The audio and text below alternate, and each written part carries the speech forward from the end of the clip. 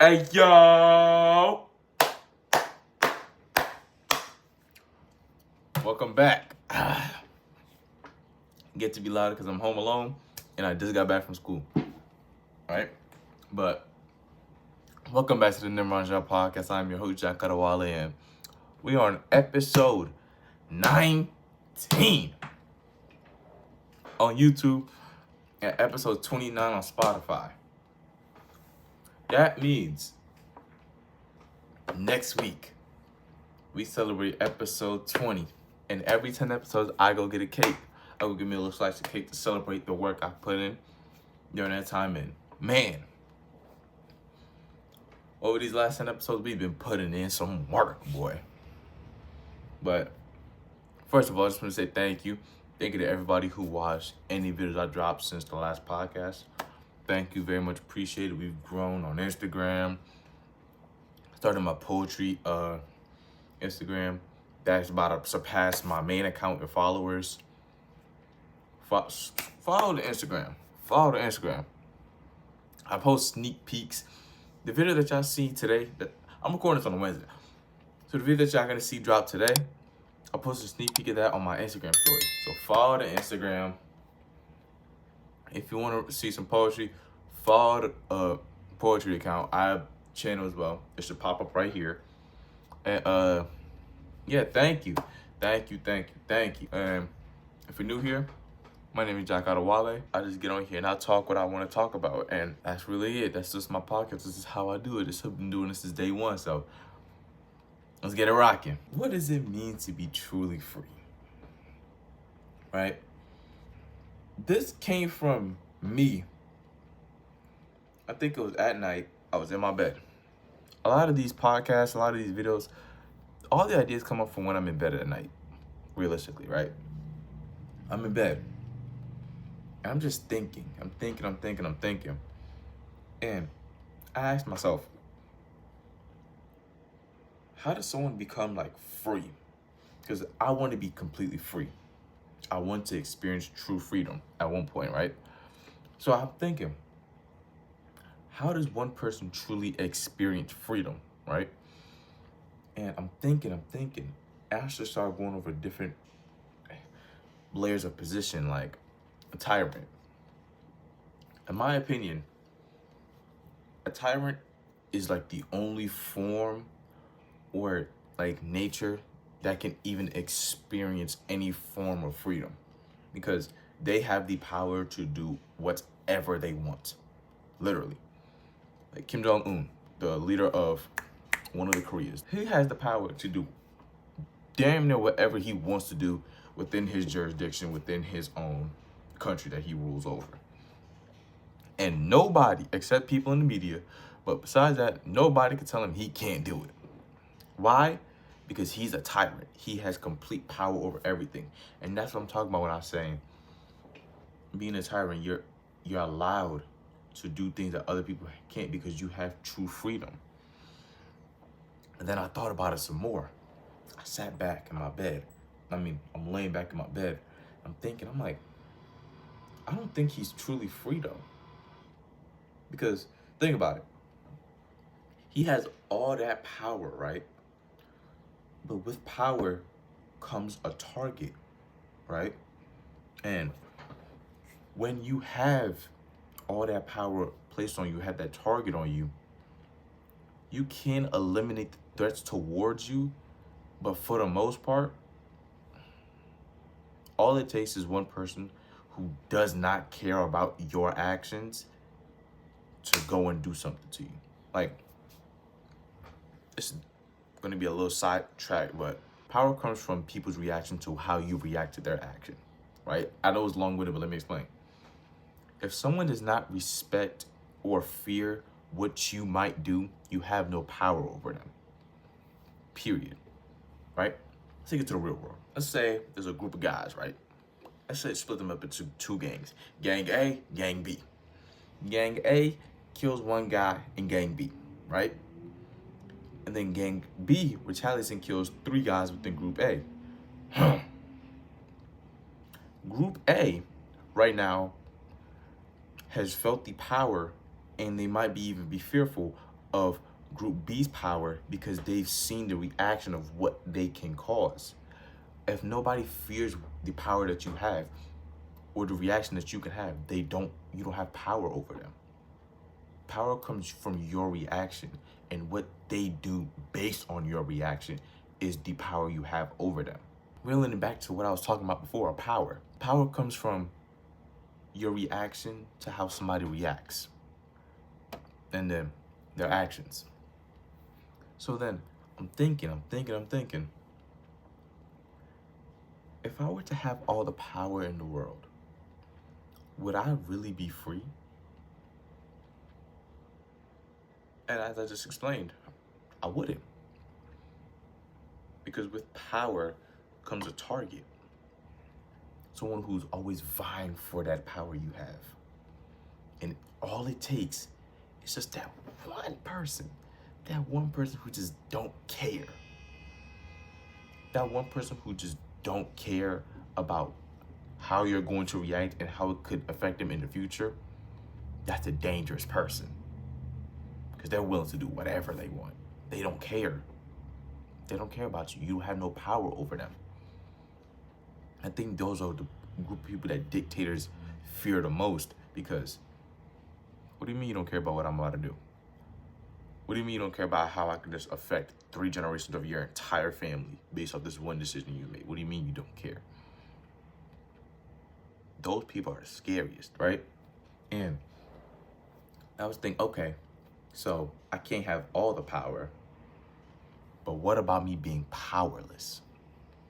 And then that idea immediately got shut down, because in a scenario of power, if you are powerless, meaning people do not respect you, do not respect your reaction, you're basically useless.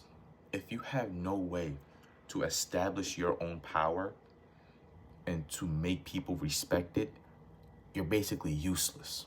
To truly be able to experience freedom, I think it comes from a balance of having power, meaning people understand and potentially fear your reaction or even love your reaction based on how you've expressed your form of power, and a little bit sense of powerlessness. You have to have both, because you can't just have a complete balance of you can't just have a complete use of one.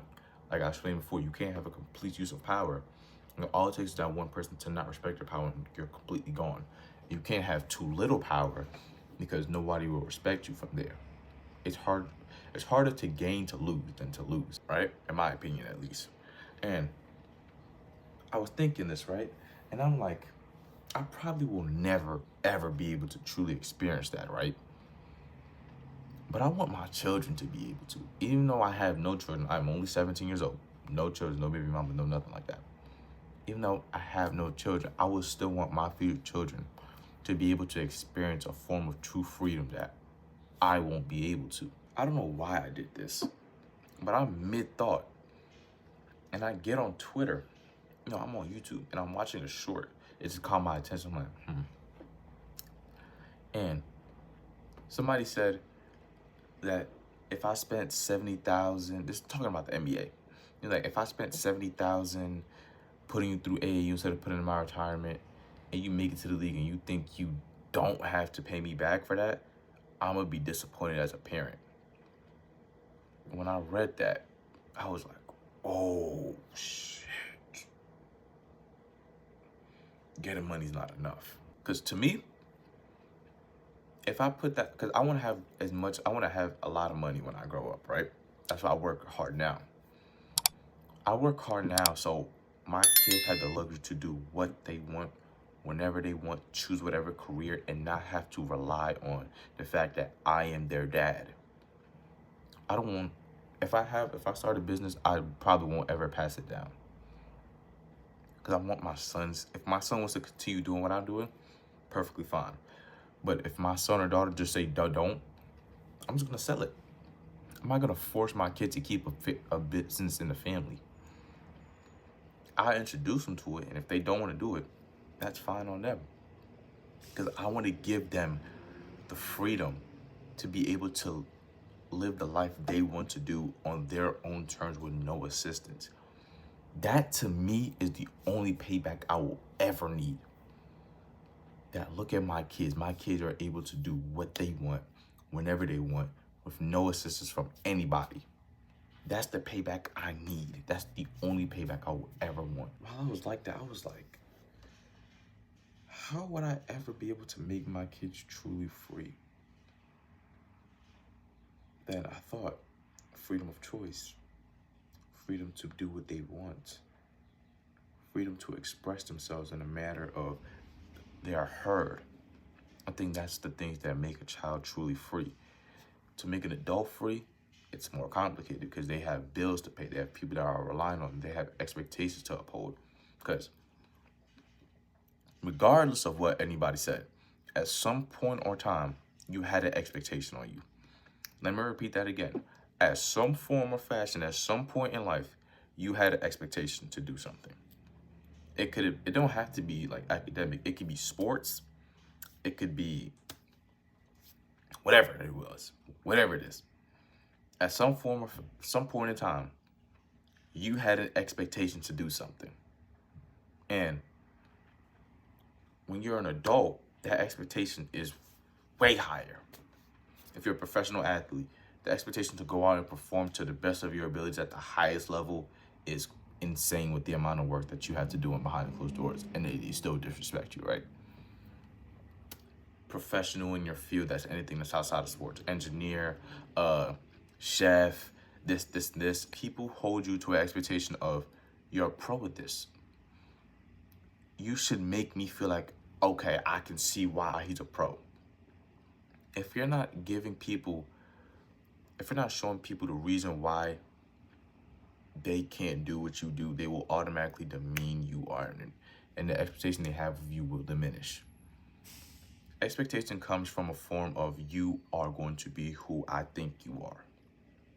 And I believe you have these set of skills. So when you show me that you don't have these set of skills, or your skills are not to the level I think they are, or I thought they were, my expectation of you drops, even though it's all created within their own minds. A lot of the problem that we have experienced nowadays is created in our own minds, but that's for another video, for another time. I just remember it right now. There was something I had to do in class, and I had to come up with a definition for freedom. And I came up with the ability to, without the restriction of, the ability to do blank, the ability to blank without the restriction of blank. You can fill in the blanks. So I have the ability to buy a cake without the restriction of having to worry about me being broke, for example. That's freedom, right? So now let's take it back to the example of my kids.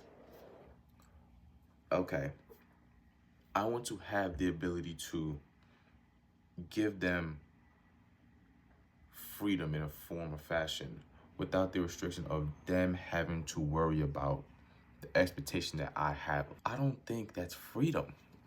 And even though I gave the definition of freedom, I still don't think with that you can have freedom.